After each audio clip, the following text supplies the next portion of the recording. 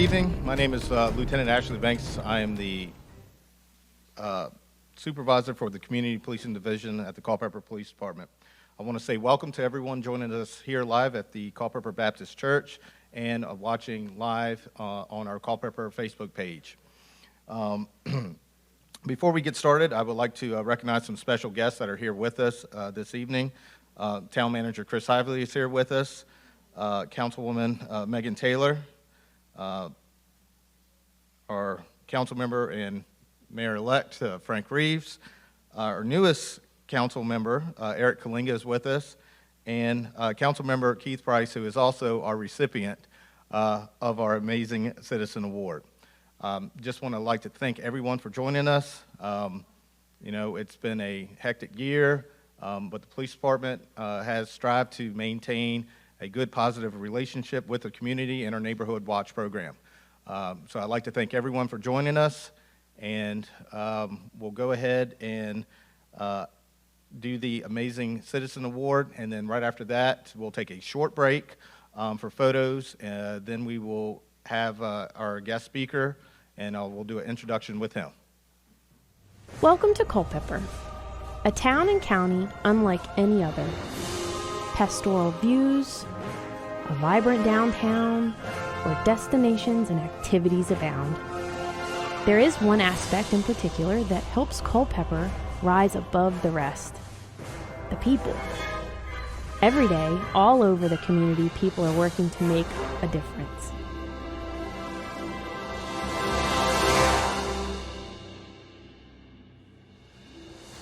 The words amazing citizen means to me just exactly that this individual, male or female, exhibits credibility, integrity, honor, is an inspiration to others.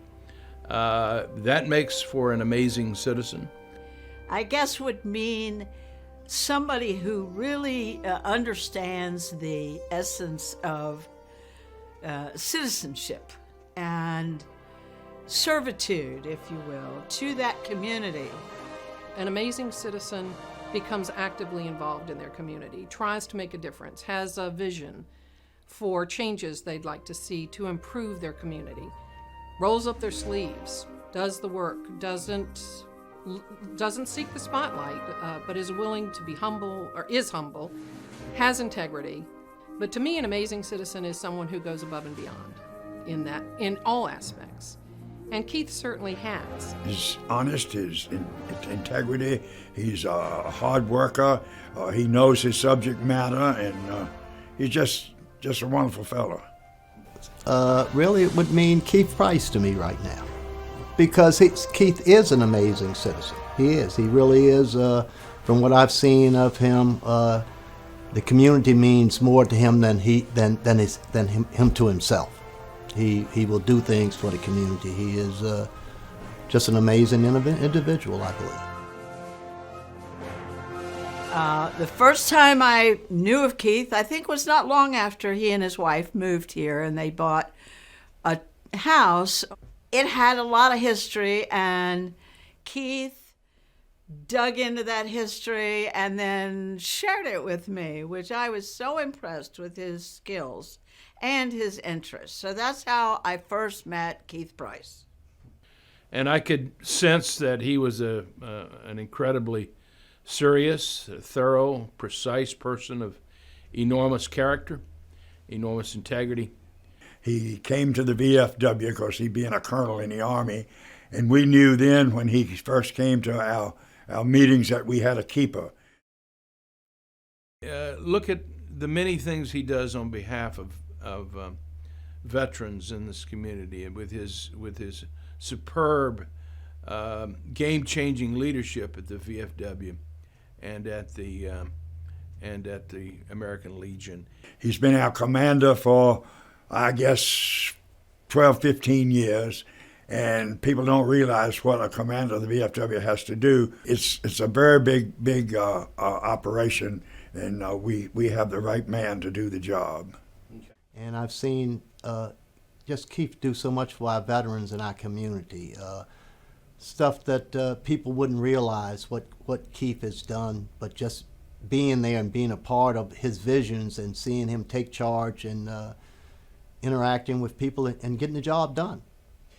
Well, the Art Commission was tasked by the town council when it was created to try to locate a town art center.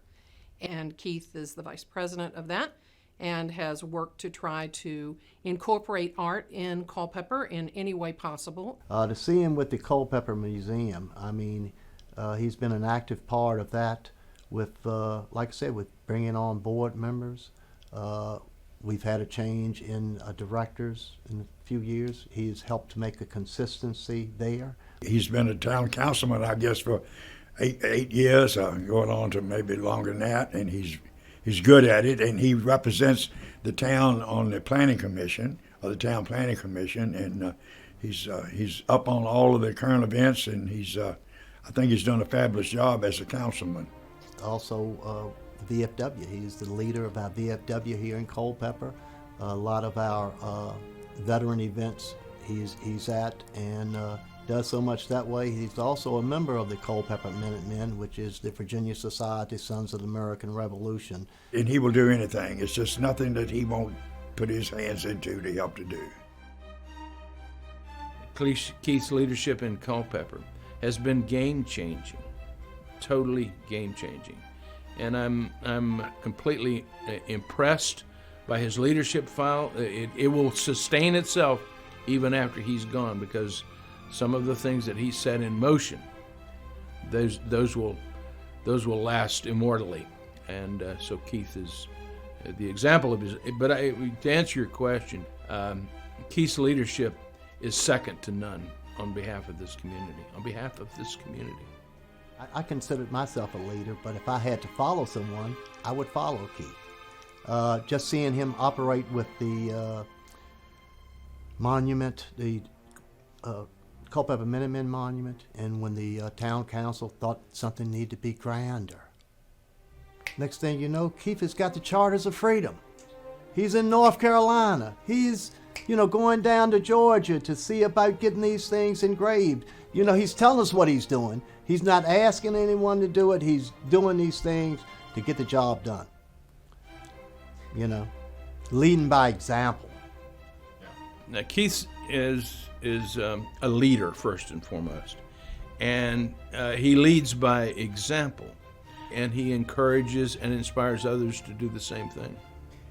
Again, he's not going to be somebody who's out there with the banner in front of the parade, but he's someone who quietly and meticulously and deliberately does things that make a difference for everybody. He's an example to me and to other veterans in this community. We look up to Keith Price and his accomplishments, and we're proud of Keith and his accomplishments, and I could not be more pleased he's receiving this well-deserved and esteemed award, the Amazing Citizen Award from the Culpeper Police Department. He deserves it. Keith deserves it more than anybody else, in my opinion. And I am extremely thankful that this opportunity is here for people to speak to his character and to honor him, because he doesn't want that limelight. And many times we have people in this community who do so much and don't get recognition for what they do. And I'm glad that Keith is getting that recognition. He's such a great guy. I can't say enough about him. I really can't. Just getting to know him in the last few years and seeing all the things that he does do, and the good that he's done for the community. As far as I'm concerned, he is a supreme role model for elected officials. Just a man's man. He's a good egg.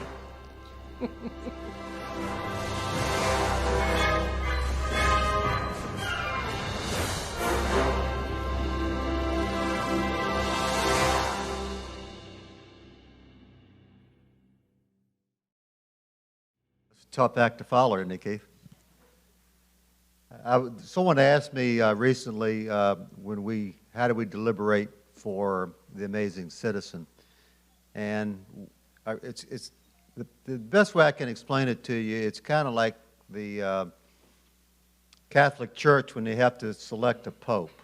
And they bring everybody to the Vatican, and all the big folks get up, and so we kind of do the same way. And I have to tell you, this time, as soon as Keith Price's name came up, all the white smoke just went out the building there. So we quickly had an amazing citizen, Keith, and that's why we do the video, because it's nothing else that I can add to that. I think everybody nailed you to a T, and someone who doesn't want the credit and wants to be behind the scenes. But I think I shared with Keith and some of the other folks, as we all know, Keith is leaving us from council, who also served on the Public Safety Committee. So I got to see a lot of Keith. I always knew Keith would read my reports because we knew he was going to ask something there, so we knew he read it, probably knew it better than I did. But Keith is someone who didn't talk about doing something, he did something. And there's results all around our community are direct results of Keith's efforts that he has done without seeking any reward. So Keith, from a very grateful community, obviously a very grateful department, and the men and women would just like to say congratulations on all you've done, and we know you're already getting involved with the county's planning commission. Maybe you can straighten the county out now like you did the town. So, well, we got you back if you need any help. But Keith, it's your time to join me here on stage.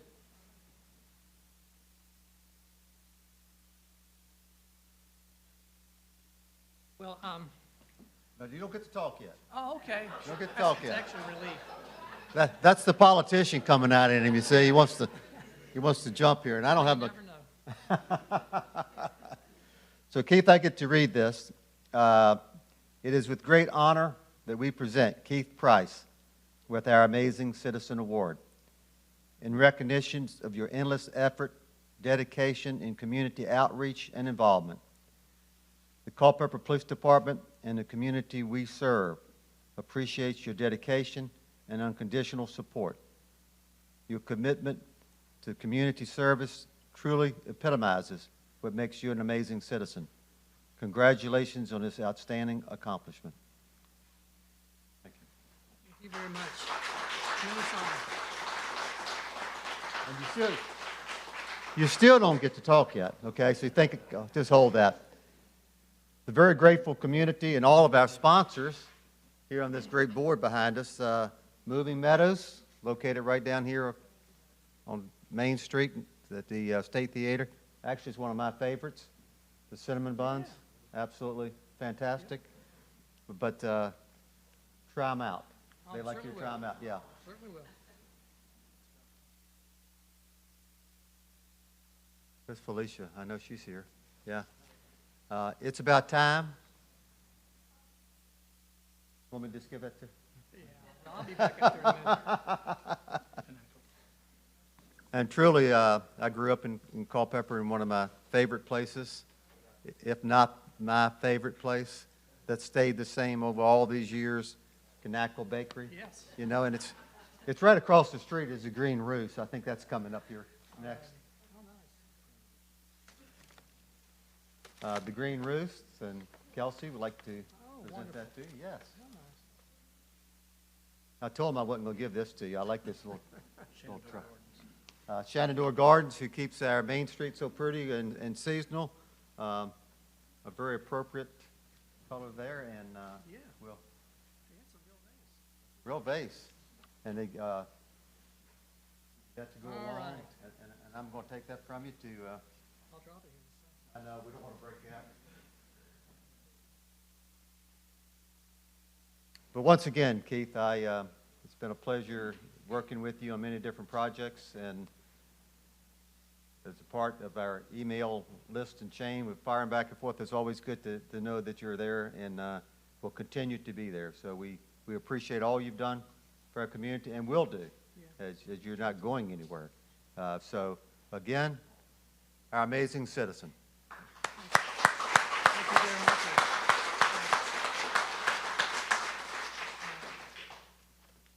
Well, yeah, what I was going to say a couple minutes ago was I thought I was speechless the day that Lieutenant Banks and some of the other officers came to the house to notify me that I'd been selected for this.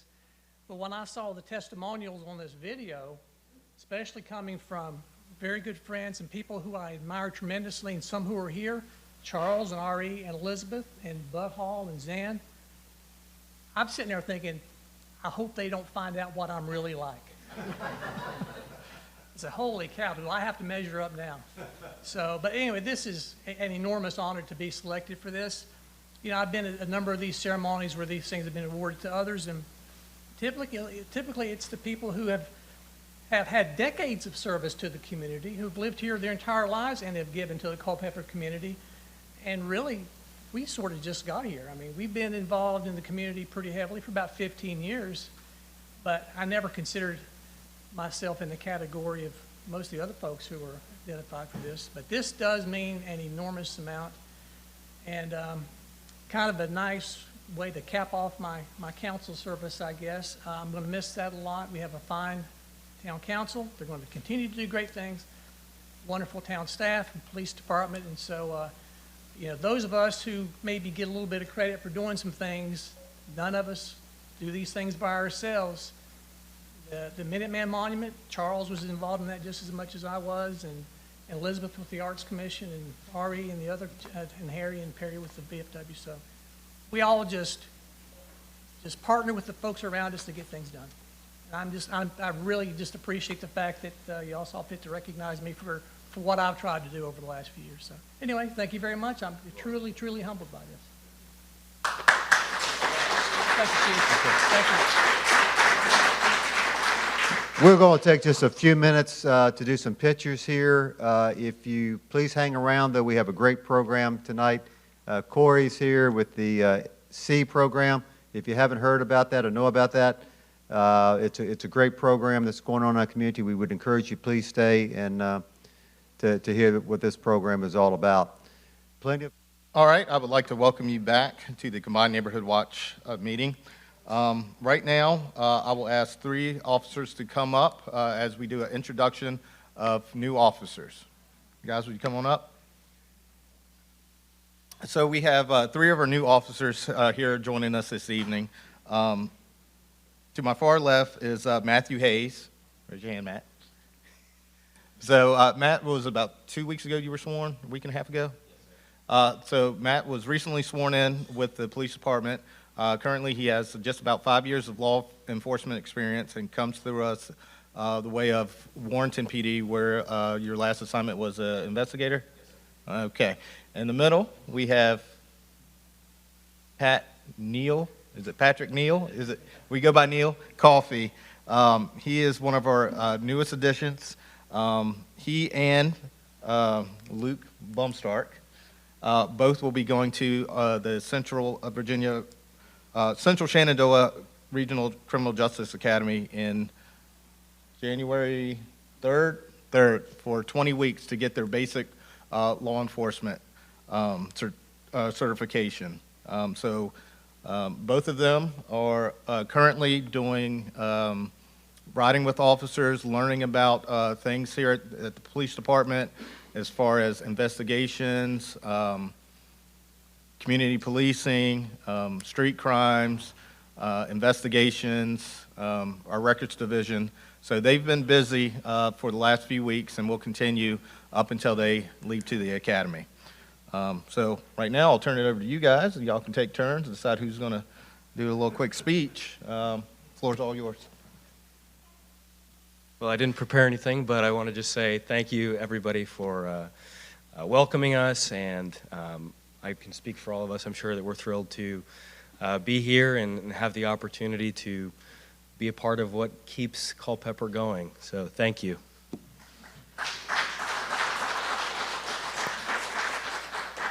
I just want to thank everybody and everybody in the community, like Luke said, for welcoming us and bringing us on, and the Culpeper PD, and just everybody at the Culpeper PD. I was kind of born and raised in this community and born and raised around the police department, so I know a lot of these guys, and they've all welcomed us with open arms, and I'm happy to be here and hopefully do a lot of good things for this community. Thank you. I'm going to keep it short and sweet. I don't want to take anything away from this gentleman's special night. Just thank you all for welcoming me here. Look forward to working with all of you over hopefully the next 20 years of my career. And everybody enjoy the evening.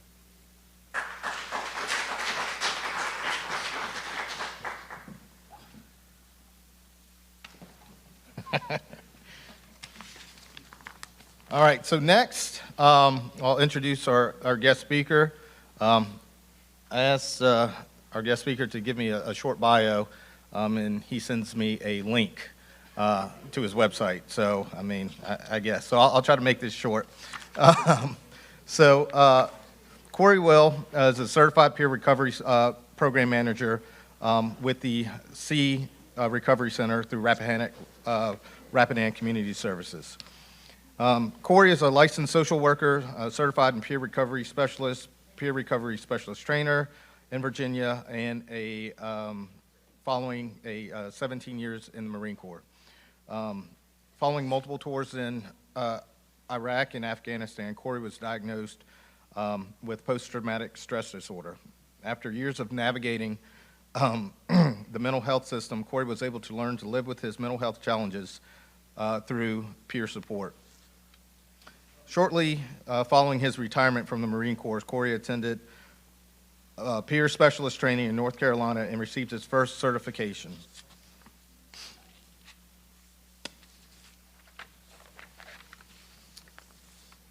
Cory continues to work to expand his knowledge of the mental health and substance use community, peer support advocacy, and has also completed his bachelor's in psychology and a master's of social work from George Mason University. Currently, Cory is working as the Certified Peer Recovery Program Manager with the Community Service Board, supervising multiple peer recovery specialists as they bring hope for recovery through the 5-county region. So with that, I'll have Cory come up and present.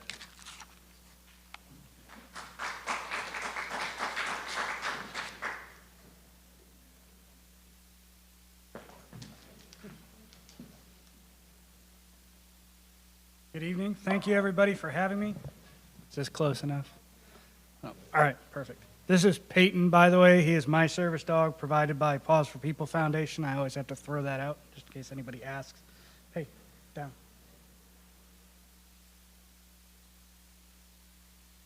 All right, so I appreciate the introduction. I appreciate you guys having me here. As Officer Banks was saying, I'm really big into peer support. That's where the S.E.E. Recovery Center came from. While navigating my own recovery, it was a peer recovery specialist that got through to me.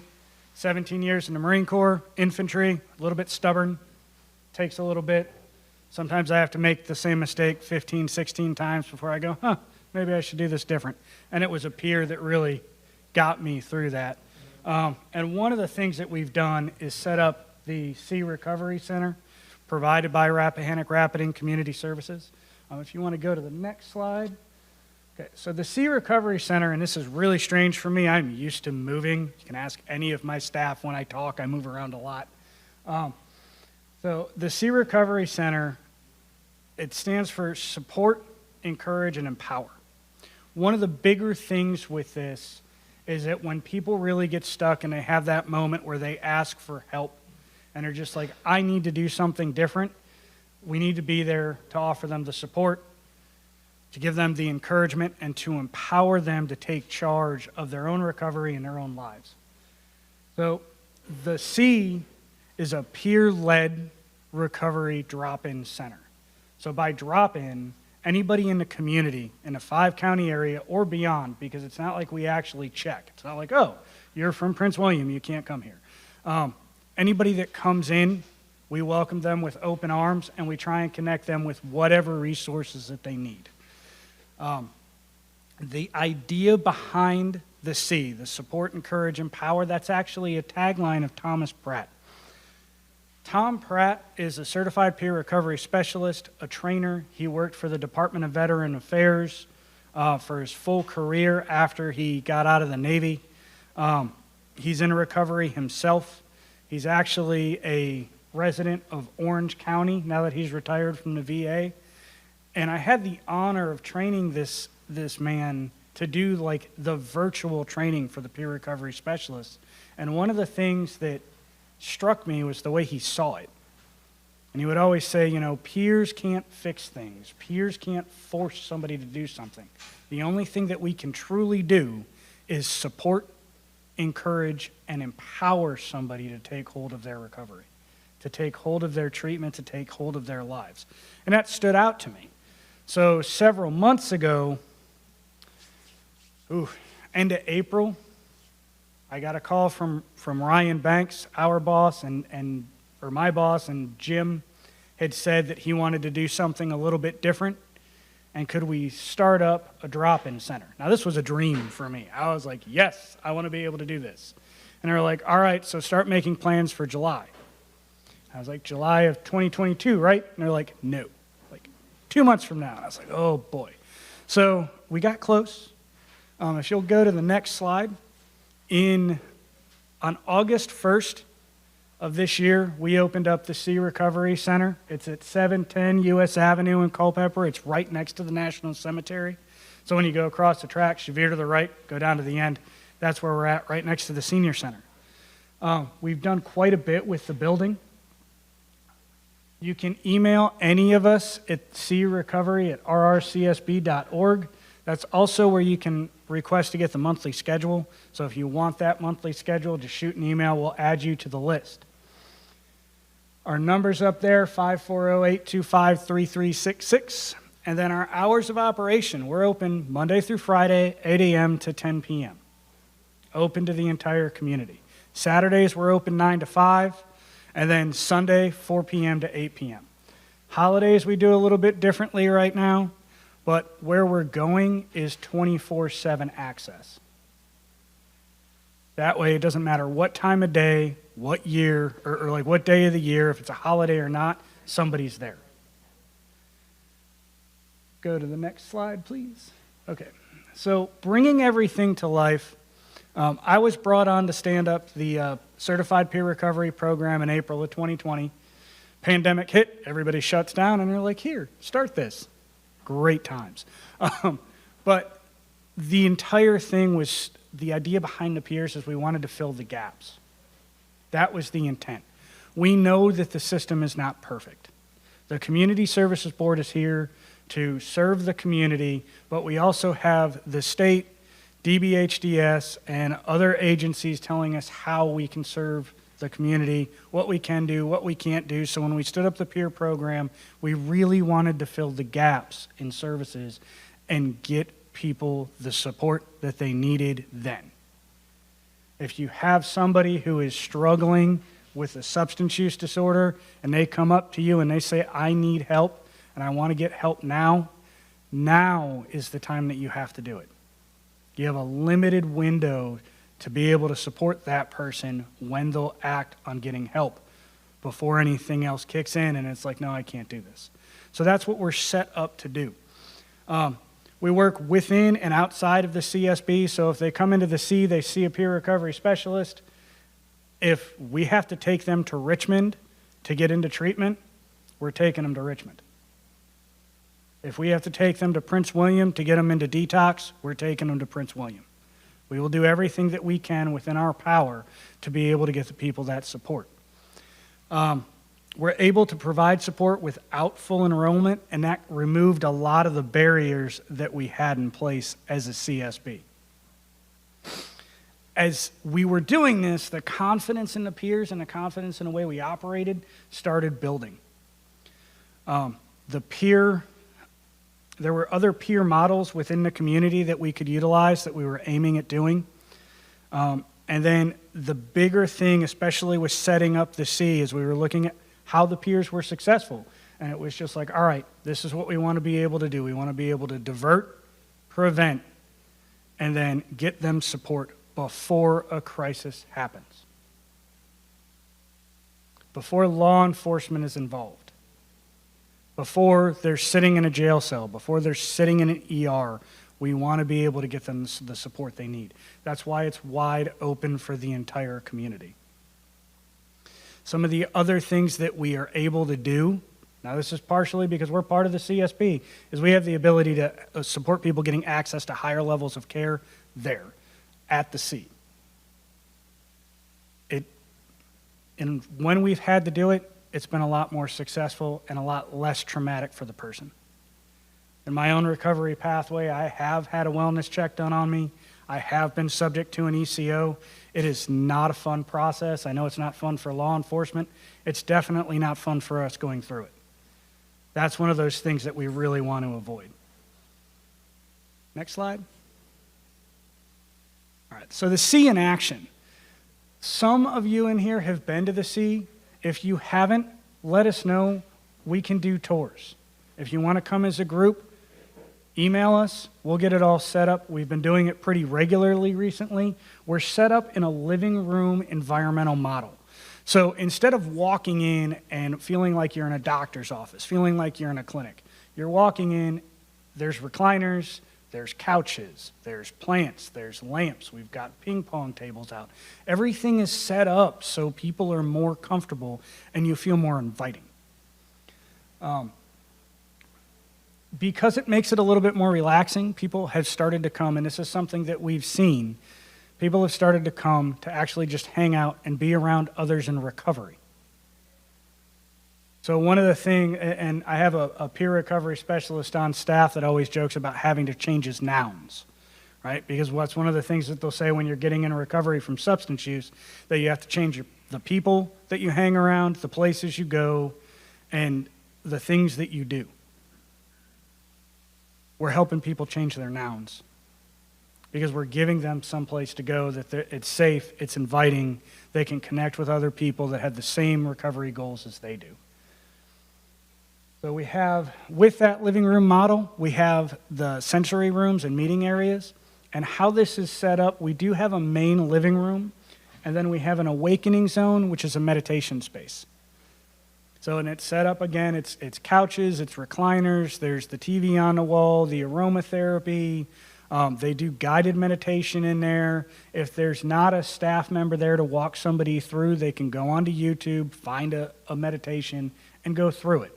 And this way, if somebody just needs to come in and relax and get their namaste on, they've got a place to do it. We also have the calming corner. This is a desensitization space. So it's painted a very, very dark color. It's very low light. It's a one-person use only. And you can go in, you can turn on, it's like a sound machine for some background noise. You can turn off the lights, lay back in the recliner, and let everything go. So if you have someone that's suffering from extreme anxiety, that's having panic attacks regularly, that's a space that they can go and de-escalate themselves without involving anybody else. Sorry, while he spreads out and makes noise. We also have our main support space. This is where most of the meetings are going. The main support space is set up where it's a little bit more welcoming. It's not your traditional kind of treatment space. There's regular tables, regular chairs. People can move things around, and we've at this point, most of our mutual aid group meetings are showing up at 20 to 30 in number every night. We have our encouragement cafe, which is a coffee shop style meeting space. Coffee and conversation is one of our more popular activities that we have almost every morning. In fact, in January, we're going to put it every morning because it's so popular, and it's where people can just come, connect, do a daily reading, discuss what's going on, have coffee, and it's all about that social community. Because one of the things that I've heard from law enforcement, aside from the family dynamics that they need support in with the community, which we're offering, is that there's also this social isolation piece, especially with the pandemic. So we're offering things where people can come and socialize in a safe space. We have our empowerment area. This is a conference room I'm kind of proud of because we took some of the things that we have learned from COVID and we said, hey, we're going to put a video conference system in here, and we've been very successful at having these hybrid meetings and hybrid groups. So on Monday nights, one of the things that we do is we do a MARA group. MARA is a 12-step program for for medication-assisted treatment for those who are recovering from opioids primarily. But they can come in and people will sit in the room, and then it's also broadcast on Zoom, so people can either come in or they can connect online. And we've been running, they've had 3-4 people a night, 10 to 12 on Zoom every night, every Monday when we're running this. So it's another option that we have. And we've been doing that with some of the family support groups as well. We also have the recovery zone. This is a multi-use conference room. It's in the further back in the building, but again, it's the TV. It's something where that's a bigger conference table. They do a lot of different activities in there, and they have some more, like some smaller groups in that area. We have an innovation station which is set up with computers. It's a business center. We've had people come in and do VASAP classes. Because when somebody gets in trouble with substance use, one of the first things that goes away is the license. And then we want to be able to support them getting their life back, so we're trying to do everything we can to support the different processes that they need. If somebody needs to do like resumes, if somebody needs to apply for jobs, we have that taking place on a daily basis at the SEE. Next slide. Where am I time on this? All right. Okay. So some of the services and support that we offer is, because it is peer-led and peer-staffed, we have immediate access to a peer recovery specialist. There is always one on site when we're open.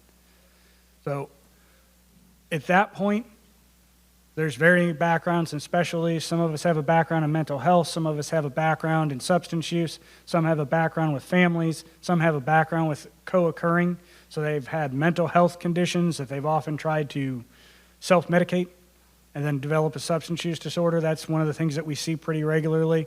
And we have those peers available. We also have multiple peers now on staff, myself included, that are veterans. So we do have a lot of veterans starting to come through a little bit more often. Mr. Price, I'll be reaching out to you. I've got some ideas. And then we also have a family support partner, and we're looking for more family support partners, because oftentimes in treatment or in recovery, you have people that are go through the treatment, they're hospitalized, they go through residential treatment for substance use, and then they come back and the family's not sure what to do because the family hasn't been involved in the process at all. So this is a big focus that we've been working on, is that we do have a family support partner for mental health, and we have some peers with the experience on the family side that are filling in while we're still looking for a full-time family support specialist that can work with families who have a loved one with a substance use disorder. Right? Sometimes somebody can get in recovery from a substance use disorder, and then the family doesn't know how to respond because the person has changed. So those are some of the things that we're really focused on bringing to the community. Some of the groups and meetings that we have a lot of evidence-based groups throughout the day. Those evidence-based groups, we have a licensed clinician on staff. She is our clinical supervisor, Patrice Jackson, for the S.E.E. Recovery Center. She's fantastic. She has been great at building the different models and training the peers and our qualified mental health professionals to offer some of these groups that you would normally have to be in full services for. And it's wide open to the community. So these are things that normally you would have to go to a clinic, whether it's the CSB or another counseling service. You'd have to get in full services and sign up for the groups. So now you're paying for counseling, you're paying for the groups, all these different copays. And the way we've set everything up, we've been able to offer this to the community for free.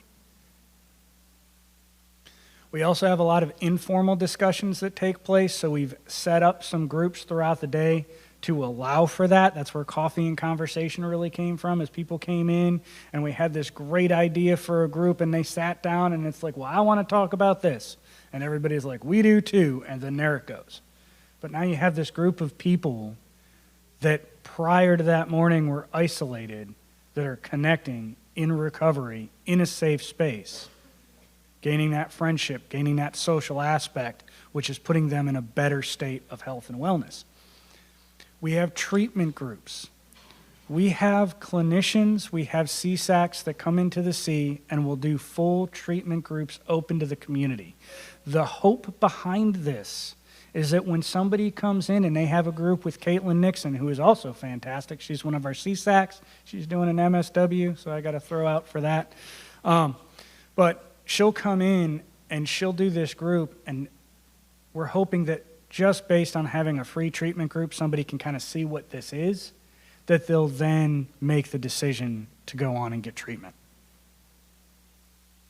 If they can't afford to get treatment or there's not other options for them, then they can keep coming back. It's all about anything we can do to support members in the community finding that recovery. We have mutual aid meetings. So we have AA and NA taking place almost every day. I think I can't even say that. So we have AA meetings going at 12, Monday through Friday. So we have an AA or NA meeting every day. Those are the ones that on the holidays, if there is nothing else that is provided, we will always be open for those meetings. Because if you're in recovery and you're a drinker and it's New Year's Eve, you need some additional support. By the way, this New Year's Eve, we're hosting District 39's Alcathon, so they'll be running meetings and recovery-oriented activities from noon until midnight. That way they have that full lineup of sober activities where they can connect and people can stay safe and not be at risk of relapse. We have peer support meetings. All of our peers run meetings. That's one of the requirements that we have for the peers, is to ensure that they're running some kind of group or meeting, and it's peer-led. So it's somebody that is walking out there saying, you know what, I know where you're coming from because I've been there, I've walked a similar path. These are some of the things that worked for me. These are the things that didn't work for me that still may work for you. We have family support groups going on every Tuesday night. That's something that we're going to be expanding. When I first presented the S.E.E. to the officers at Culpeper Police Department, they said we need family dynamic and parenting groups, and that is coming in January. So that's another side. If you see something and you're just like, man, our community needs this, because you're out in the community, let us know. Because this is here for you. We have the parenting and relationship groups.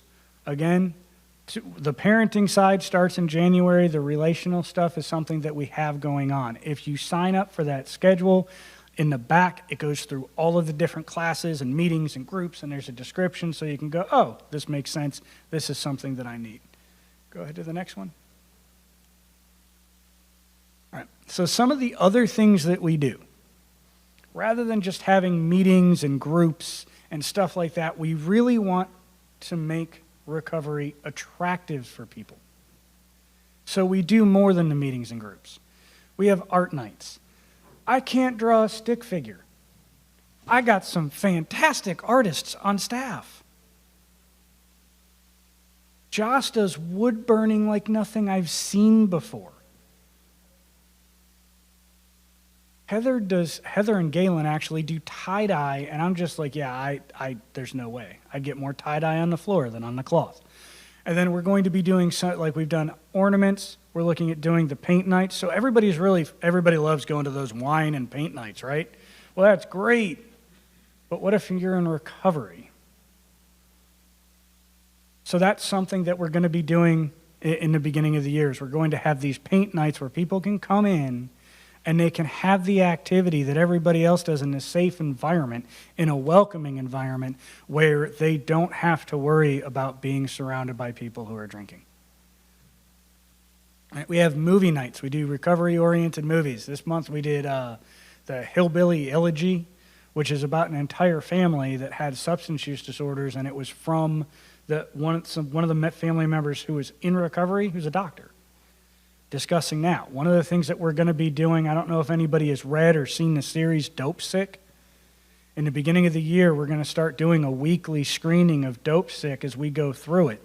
It'll be like a 2-hour event. I haven't figured out the time yet, so it'll be on the schedule, so get signed up for that. But it'll be a 2-hour event where we'll watch an episode and we'll discuss some of the things that led to our opioid crisis. We want to remove some of the stigma. We want to ensure that people understand where it comes from. These are things that we're going to offer at the S.E.E. We have games set up, and we're going to have game nights. So we have ping pong, we have cornhole. We supported Verdun Adventures with their SOAR program, and in return of that support, they made us these amazing cornhole boards that we have. So we're going to be doing cornhole tournaments. But instead of behind a bar, it's going to be at the S.E.E. Recovery Center, where again, people can do it in safety. We have yoga. The yoga that we have coming in, all the instructors are trauma informed, and they all work at a place where it's good for everybody. So they give a lot of different options. It's a great experience, and it's free. Yoga is expensive. So this is one of those things. Look at the schedule on those Saturdays that we offer it. Come in, do yoga. We have Pound Fitness. One of our own, our community response program manager, Ashton Morse, does Pound Fitness. And he gets out there with the drumsticks and the music and goes through everybody. And I'm like, man, I would injure myself. I can't do that. But it's open. Those are Tuesday and Thursday nights right now. We have Music for Recovery. One of our peer recovery specialists, Danny Ciascio, he does music. That is his thing. I have a storage room full of his equipment, and I was just like, Danny, do you really need this much? But he's making music by the peers that are showing up and by the individuals showing up, and we're going to put it on our YouTube channel. That way we can use it for meditation. We can use it for background music. We also are going to be putting together family nights. Right now, when it comes to those in recovery who have kids, we do have a space. If the kids are older and well-behaved, we've got a space that they can go in. We've got a video game system set up, TV. For the younger kids, we've got games, stuffed animals, toys. That way somebody can come in, go to a meeting, and their kid is safe. If they're younger, they're more than welcome to have the child with them while they're in the movie or in the meeting. We're trying to remove as many barriers as possible. Next. Okay. So this is about the last of it before I have to throw in one plug.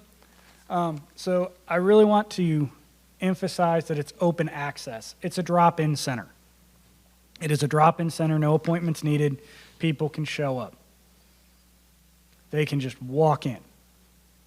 No referrals are needed. They don't have to worry about billing, nothing. All they have to do is show up, and we will offer whatever support we can. We really want to focus on bringing the recovery community together. That way people can see they're not alone. When I first started struggling with post-traumatic stress disorder, I thought that I was the only one suffering because in my military community, in the Marine Corps Infantry, nobody talked about it. And I thought I was on my own. At the S.E.E., we want to erase that. So just part of the plug, I'm sure everybody has started to hear about the Marcus Alert program and the Marcus Alert legislation, where we are trying to work a better way for law enforcement to respond to people with mental health crises or concerns or conditions. Okay? Most law enforcement officers do not go into law enforcement to become a counselor. Right? That's not, they want to serve the community. They want to keep people safe. They have that background, and that's amazing. And with the Marcus Alert legislation, we're able to bring co-responders and other options for law enforcement. That way there's better outcomes and we have fewer incidents, fewer tragedies. Right? With that, one of the things that they have developed with this is a voluntary database, and there's brochures about it on the tables. If you come to the S.E.E., I have a peer recovery specialist. Well, she's a family support partner who is on the Marcus Alert Committee. Her name's Robin Reif, so if you ever want to find out a little bit more, I'm throwing her under the bus. Come to the S.E.E., ask for Robin, they'll get you in touch. She can help you out. This is something where it's kept confidentially, it's completely voluntary, but it will help identify if there's ever an incident. This way law enforcement will know, oh, we're going out to so-and-so and they have this going on. So maybe we should bring a co-responder. Maybe we should have a different approach. Maybe we should go in with the lights off. We've been doing a great job. This is to help expand that. But if you have any questions about that, please email us. Erica, I'm going to say her last name wrong, Vesley is our community response coordinator. She's the one that is heading all of this up. And like I said, Robin's on the committee. So if you come to the S.E.E. and you want to find out more about that, ask for Robin. We'll get you in touch with her if she is not in there. She is here at the S.E.E. every Tuesday night because she runs a family support meeting. So there's also that. At that point, are there any other questions? Any questions, actually?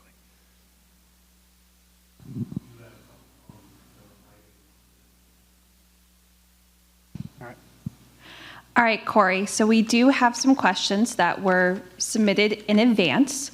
The first one you kind of touched on at the beginning, but we just want to touch on again.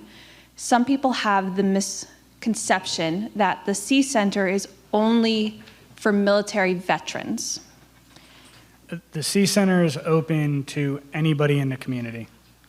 So if veterans need some additional help or they need some support, we do have some peers with a veteran background that can help connect them to veteran-specific support, but anybody can come in.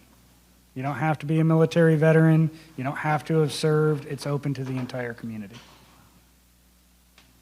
All right, and what are the current hours of operation? Like, when can people come see you guys? So right now we're open from 8 a.m. to 10 p.m. Monday through Friday. On Saturdays, it's 9 to 5. Sundays, it's 4 p.m. to 8 p.m.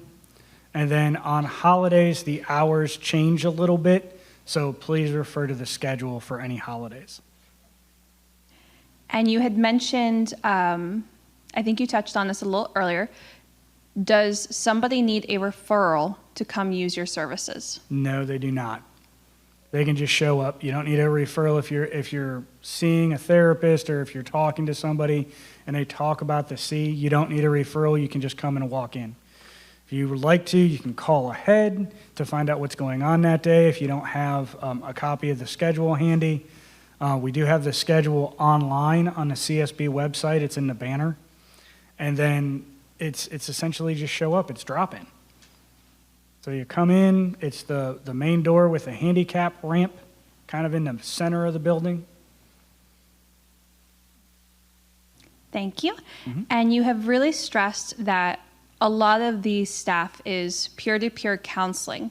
But if someone needs to get in touch with a clinician, how would they do that? So if they come into the S.E.E., what we're going to do is we're going to find out what their needs are and support that. So if they want to get into therapy or want to talk to a clinician, if it is an escalating situation, we can get them in touch with one of the crisis clinicians.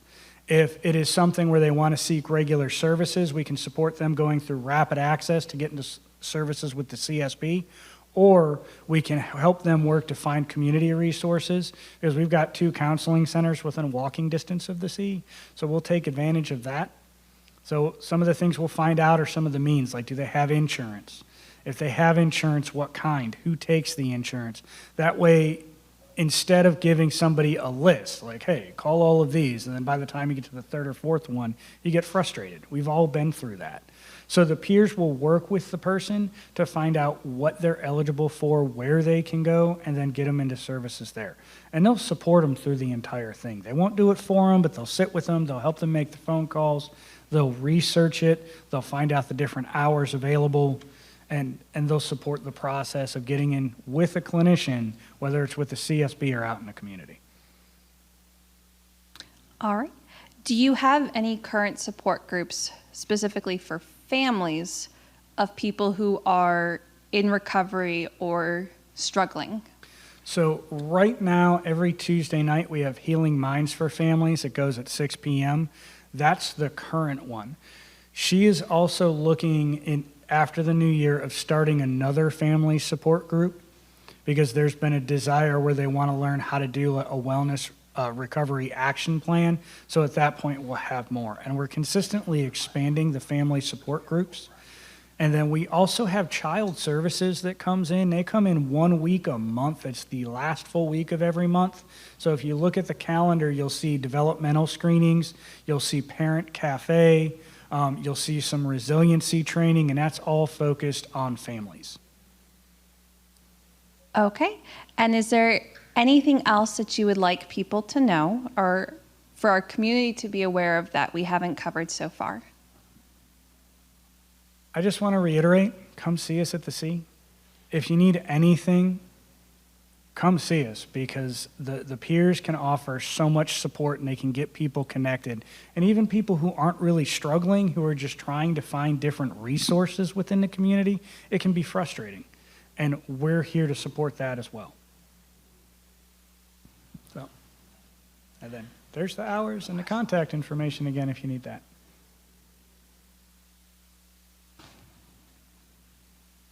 Okay. Thank you so much. I really appreciate the time. All right, Peyton, stand. Thank you, Cory. And we would like to remind our live audience that we still have door prizes to hand out tonight.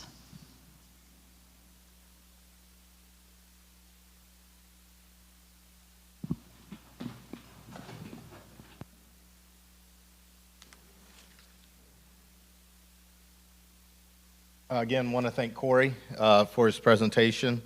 Let's see. Probably I forgot to say this at the beginning, but really like to thank Culpeper Baptist Church and Pastor Dan Carlton for allowing us to hold our combined neighborhood watch meeting here at this location.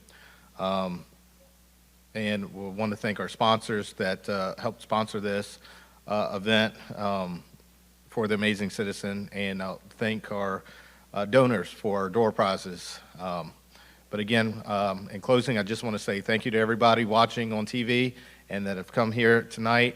You know, community policing and Neighborhood Watch is a great program that we are passionate about at the Culpeper Police Department. One more thing, there are a couple of folks tonight, I think Chief and a couple of our staff here tonight that were wearing Grant Strong t-shirts and sweatshirts. We do have a couple larges in the back for sale tonight, and also we have Grant Strong bracelets for donations. And if anyone watching on TV would like to get one of those, they can come by the police department Monday through Friday, 8 to 5 p.m. And again, those bracelets are for donation. Anything else I'm missing? No? No. Well, I just want to say thank you so much for everybody attending. We will see you next year in 2022 for our combined neighborhood watch meetings. And with that, I will turn it over to Sergeant Caruso and our special guest for our door prizes.